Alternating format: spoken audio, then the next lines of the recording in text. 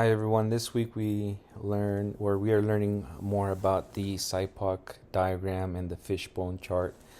These are tools that are being used in the healthcare industry to better understand processes and potential root causes of problems. And I personally don't have any experience with these.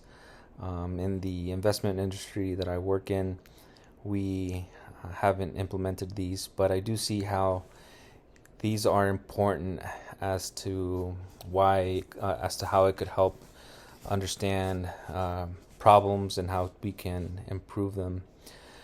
Specifically, the SIPOC diagram, I see it like a process map that allows us to understand roles, for lack of better words. So we would understand who the supplier is, what the input is, what is the actual process, the outputs, and customers, essentially who receives the output. So doing that and implementing that in the investment industry would ultimately improve client satisfaction, streamline processes, and by using the Fishbone chart, it would allow, I guess the common categories for these is the people, process, policy, plant, procedures, and measurements. So overall, in my industry, we would see how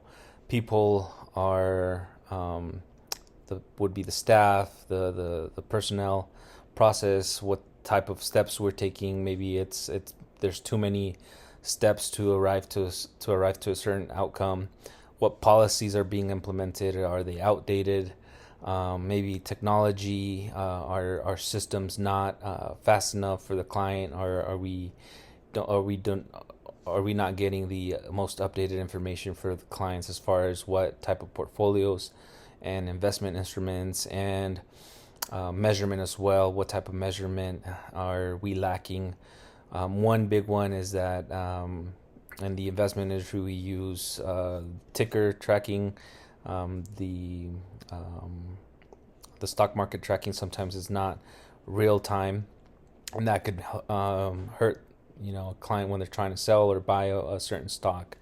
So that could be a measurement. So, and that could, using the Fishbone chart, would pinpoint certain areas of improvement and ultimately would reduce errors. So overall, I do see how these two tools are, the implementation of them could help improve our process. So thank you.